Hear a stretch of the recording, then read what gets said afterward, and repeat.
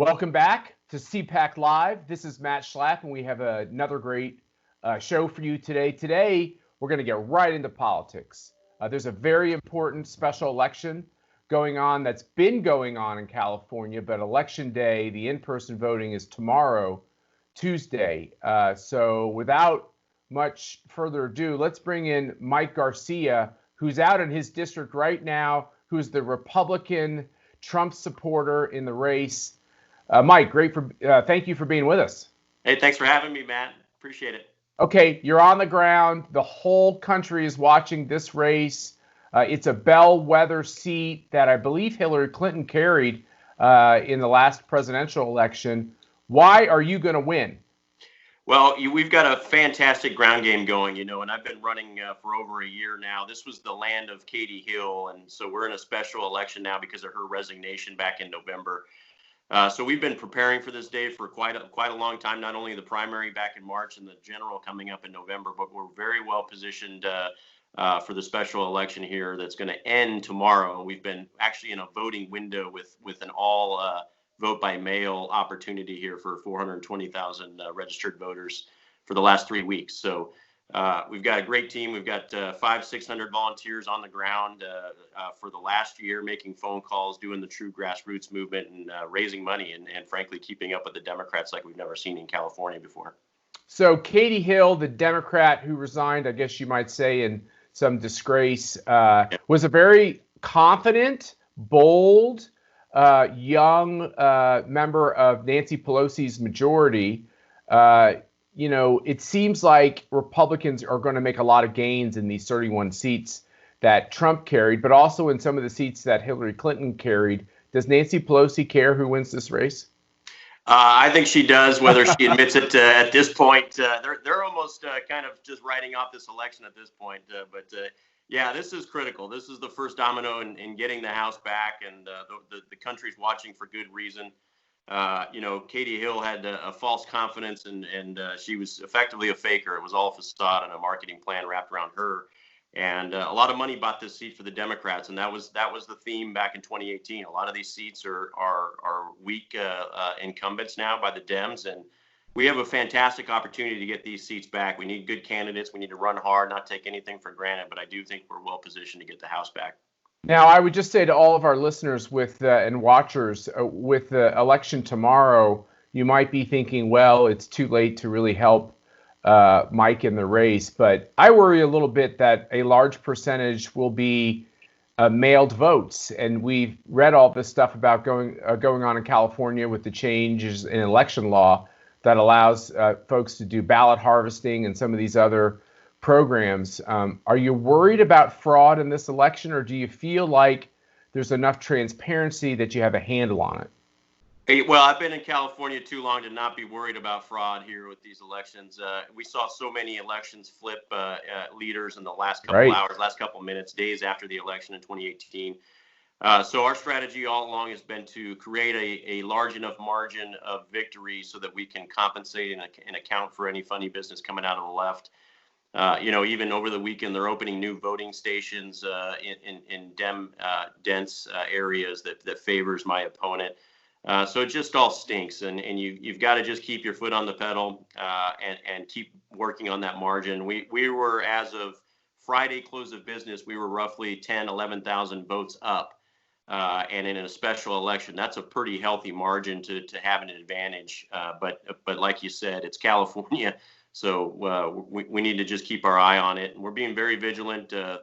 We've got teams watching everything that we can be watching until the final bell rings. So we have pretty sophisticated folks in our CPAC community, but as we all know, Republicans tend to do better on Election Day, and Democrats tend to do better with all of these mail-in vote programs, mostly because I believe there's wide evidence that oftentimes Democrat officials will say it this way, that Democrat constituencies seem to be easier to round up and bring to the polls, whereas Republican constituencies seem to be very individualistic, and they would hate the idea of somebody kind of like rounding them up to take them to the polls. Right. And of course, there's been a lot of evidence of, really bad law writing and legislating around elections in California. So the fact that you're up is a big, big deal with mail votes. Yeah, I think it's an indication of just how fed up Californians are. I mean, from the craziness from the left, from Pelosi to the legislation, and we have Schiff just to the south of us, and then you layer on top all the Katie Hill drama. The district's just done. They want responsible leadership. They want someone who's qualified with dignity, intelligence, and I think that's what we're seeing. Wait, are you saying there's a Schiff effect potentially in your race? There may be. I think it's a combination of everything. It's a combination of all the shenanigans that we've been seeing over the last few months from the left, and I think there's been a renaissance and an awakening. So has your opponent wanted all of these national Democrats in the race, or is it becoming a nationalized race, or is that bad for the Democrats because when they run on impeachment, voters don't like it? Yeah, I would think it was bad, but she's owning it and she's taking it all in and embracing it. I'm not sure that she was really looking at this position as a career choice in the beginning, and this was just sort of the fallout from Katie Hill, her getting tapped on the shoulder. But she's taken the endorsement of Katie Hill, Nancy Pelosi, Schiff, pretty much everyone that you wouldn't want on your team right now, at least obviously from our perspective. Doesn't seem to be helping her, but that's what she's got, and that's she's playing catch up here as well. So a lot of variables, right? So every registered voter got a ballot in the mail, and it's been going on for 3 weeks. There's very limited in-person sites. They have an early voting window, which is roughly 2 weeks long. And then it's a special election, and then we have the COVID-19, right? So there's all these variables that are just getting put into this mixing pot, and it's tough to tell, what the dynamics are going to be. There is nothing standard about this. So for us to be predicting behavior out of either party is pretty tough right now. But I obviously would not want to trade positions with her. Well, what's the number one thing you're hearing from voters in your district in California? It's all about survival. It really is about the economy right now. Right. We were not in great shape in California before COVID-19 with the highest taxes, probably the least performing government out of Sacramento with those higher taxes and a massive GDP. We had bills like AB 5, which were killing independent contractors, and right. It was a tax grab and a play to unions. My opponent's all over that. Her fingerprints are all over those things, and when you wash in the COVID-19 reaction and the economic impacts of that in California, and especially in our district, we have one of the highest unemployment rates in our district as a result of COVID. It's an ugly picture for her. And, I've been saying for several years that California is one bad move away from being insolvent. And we truly are that now. And right, a lot of it's folks true. are maybe leaving. And I don't want to bail them out either. No offense, Mike, but I think California needs to deal with their own finances responsibly. So Gavin Newsom, did he win your district? Yes. Hillary Clinton won your district? Correct. You're up by over 10,000 votes on the early vote so far? That's right, roughly 10% as well, yep. So this is the way history tends to work with fake news. Mike, I believe you're going to win tomorrow. At least you'll win fairly. We'll see if anything unfair happens. But if you win this race that Hillary Clinton, in a district that Hillary Clinton won and Gavin Newsom won, I guarantee you will not make a lot of news. No. But if you lose, you will be the cover boy on every newspaper about how the Democrats are going to hold on to the majority. So if you don't hear about this race tomorrow, it means we did awesome. Yeah, that's right. And I'm okay with that. We've been under the radar for a year, even though I knew we were in a great position. I wouldn't have got in this race if I didn't think we could win it. And sometimes being under the radar is the best way to get to the target area. So what is I'm proud of that. What's the best way our viewers can get in touch with your campaign? ElectMikeGarcia.com is our website. There's a portal there to support us, volunteer, contribute, and ask any questions that you have. So it's ElectMikeGarcia.com. Sounds great, Mike. Thanks for being with us on CPAC Live. Best of luck tomorrow. I'll make a promise to you. If you win, we're going to have you back on. Is that a deal? I love it. I appreciate it. I'll try to come back. Thank you, Matt. Thanks for all the support. Of course. We're going to show you a great video now about the economy and the great Larry Kudlow. And after that video, we're going to be joined by KT McFarland, so don't go away. The problem of growth and the problem of poverty are the real issues, not inequality, not socialism, government spending, not high taxing the rich, not penalizing American success. The problem is American values, traditional American values, and the decline of the culture of family and marriage. And only we can change this, or bolster it, or teach it. Do you follow me? No bureaucrat is going to teach us that. No House member, no Senate member, God bless all of them. You have to do it right where you are at home in your lives. There are right decisions and wrong decisions. The rise of the poverty class is so tightly linked to the incidence of divorce and out-of-wedlock marriages and kids. Well, what a great clip of Larry Kudlow at CPAC 2016. And we're sorry Larry wasn't able to be on the show today. As you can imagine, the job that everyone is doing at the White House, trying to make sure the president has the very best advice. And I know all of us are really worried about the American economy with the devastation that Chinese corona has created around the world, but specifically in America. And Larry's going to be on the show very soon to come and talk to us about why America is going to stage a great comeback. And but with all the news going on about what Bill Barr has been doing at the Justice Department and China and these national security questions, we're really honored to be joined by our board member, KT McFarland, who was also President Trump's deputy national security advisor and author of the great book that you must get. Jonathan, one of my colleagues here, said he just bought it, KT. Revolution. You got to get that book. You can get it everywhere books are sold, even Amazon, even though that's not my favorite company, but you can get it anywhere you want. KT, thanks for being with us again. Pleasure and an honor. So we are looking at all of the things that we read for the last 4 years, all the accusations aimed at Trump, all the things Democrats said Trump was guilty of. It looks like they're guilty of. You're very personally wrapped into this Mike Flynn story. What's your reaction to what's happening with his basic exoneration? Well, look, it turns out we were right about everything. And the only difference is that we didn't really have a comprehension of how great the crimes against the incoming Trump administration and General Flynn were. I was General Flynn's deputy during the transition and in the early days of the Trump administration.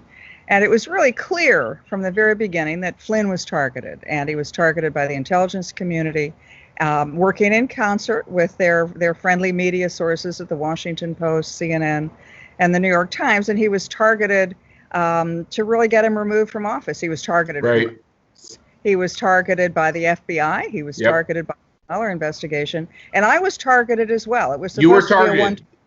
You were targeted, KT. So how? I mean, let me just ask you: how do you feel? Are you numb? Are you mad? Are you relieved? I don't really get mad, but I'd like to get even. We'd like you to get even too.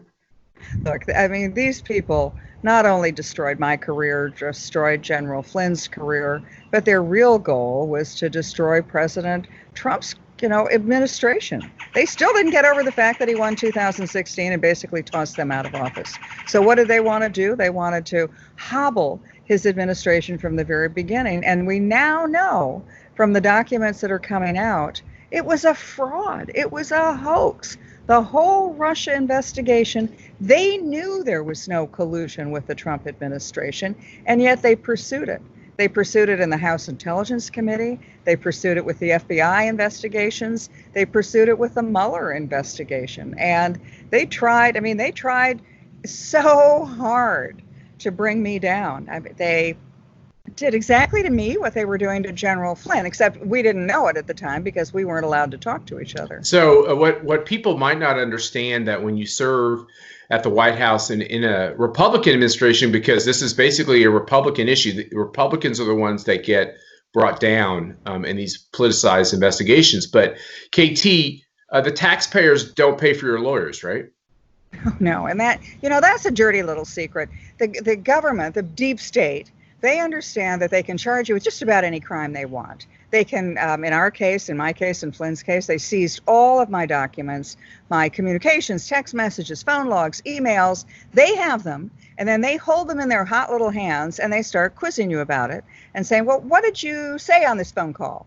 And if you get a little bit wrong, or you leave part of it out, or you think the phone call was really Tuesday morning when it was actually Wednesday night, they can say, aha, you're committing perjury, you're lying, therefore we're going to charge you with the crime of perjury. And at that point, you have to prove yourself innocent. And they know that people get bankrupted by this. So they can charge you with crimes you didn't commit, and then you have to prove yourself innocent. They charge you with crimes in hopes that they'll get you to turn on somebody. And in my case, they wanted me to say things about General Flynn and about President Trump that they didn't do. And then finally, if all else fails and they can't get you in a crime and they can't get you to lie and commit other people to crimes, then what do? They bankrupt you. I mean, it's the ultimate revenge. And you don't pay for, the government doesn't pay for your defense lawyers. Your insurance policies don't pay for your defense lawyers.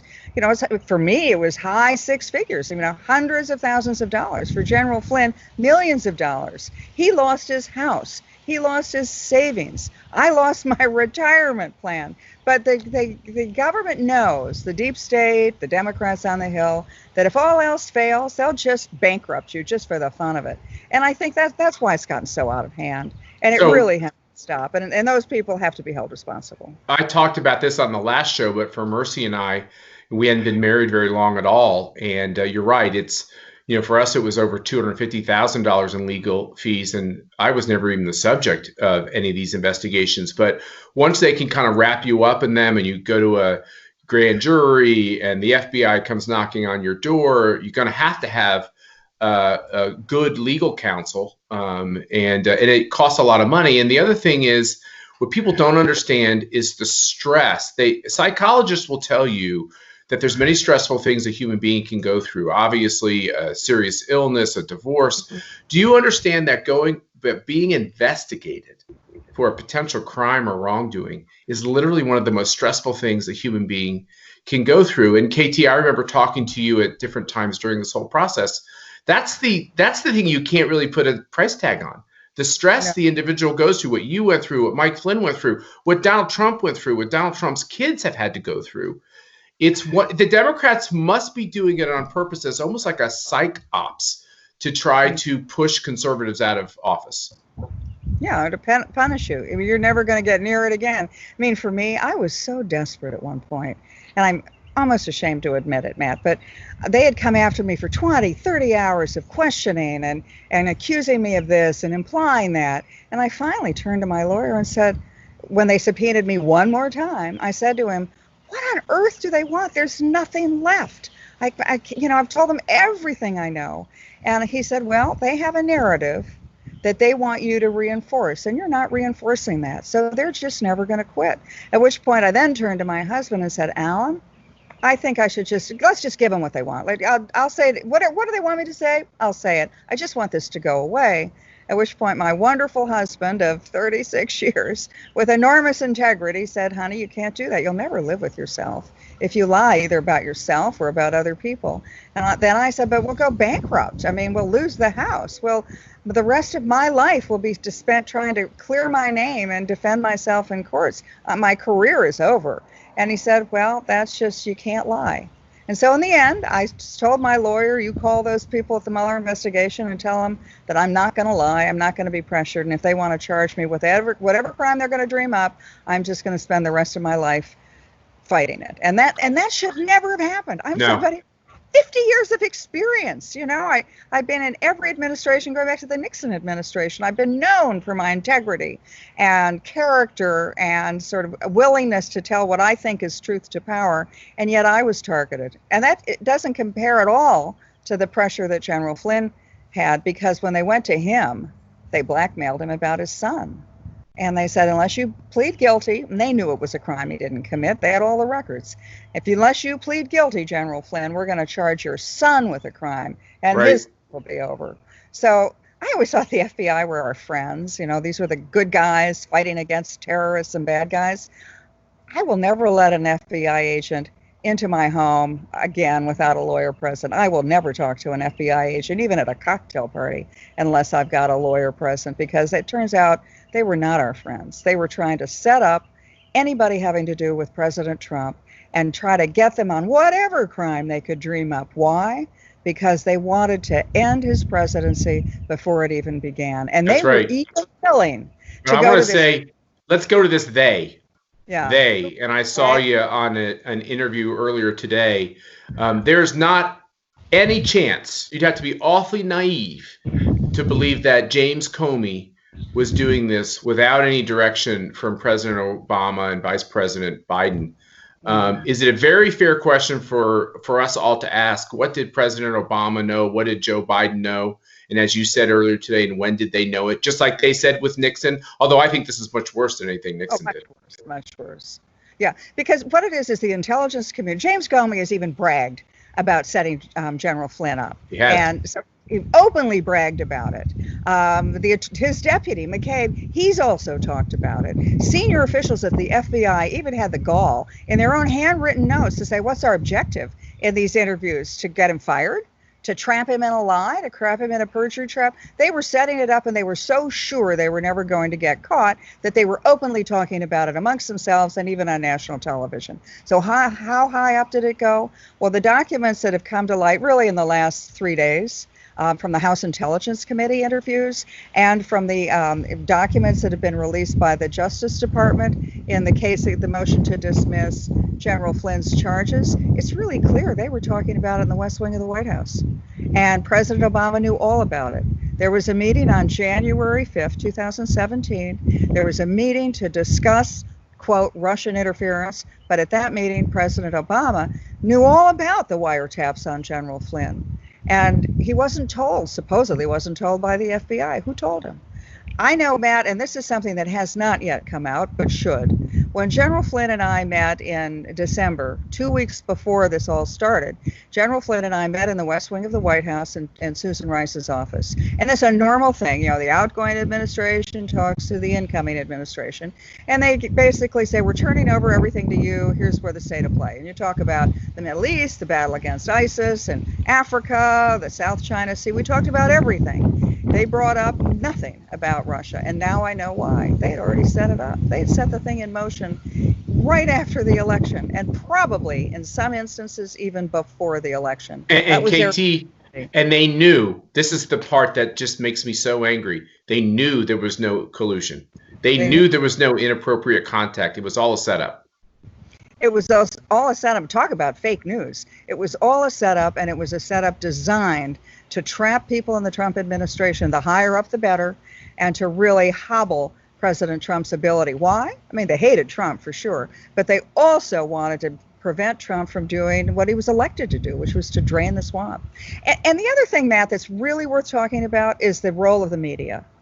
They were working hand in hand with the Obama intelligence community. They were leaking classified documents, turning them over to the media so that the media could print the documents and say this, that, and then the intelligence community could turn around and point to those newspaper articles, and they could say, aha, there's something here. We better investigate General Flynn. We better investigate KT McFarland. Clearly, we better investigate President Trump.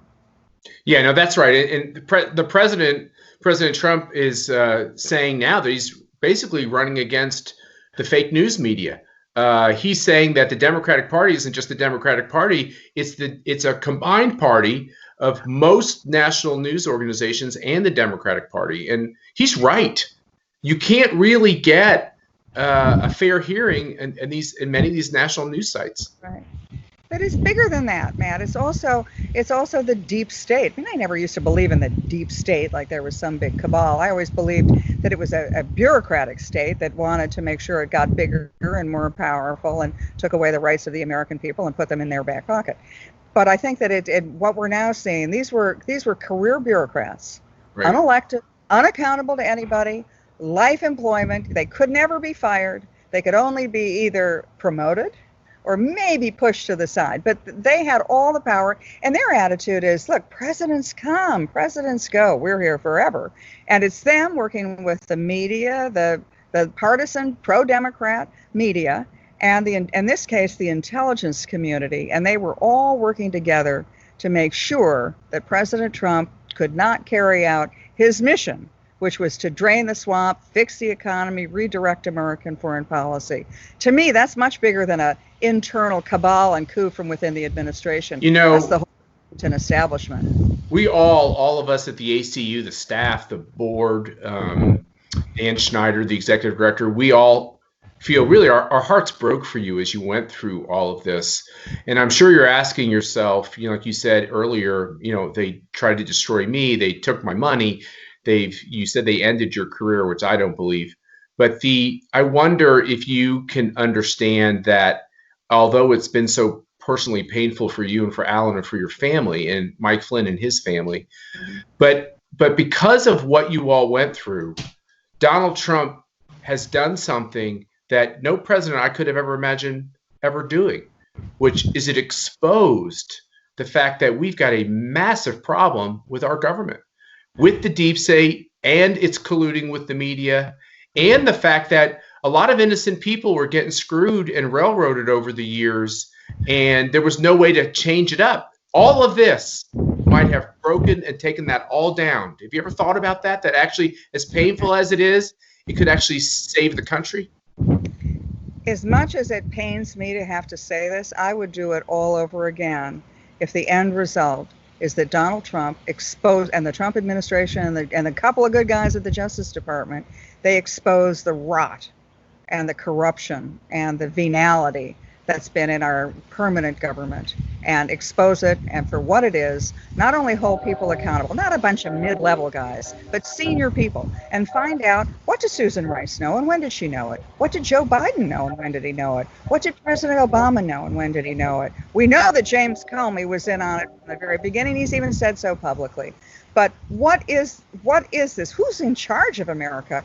And Matt, I know that because I talked to you at the time, I was so sort of undone, but when the Mueller investigation realized they weren't going to twist me around in circles, I left the country with my husband, and we went off to the most remote part of the Western Hebrides off the coast of Scotland. No cell phone, no Wi-Fi, no TV, no nothing.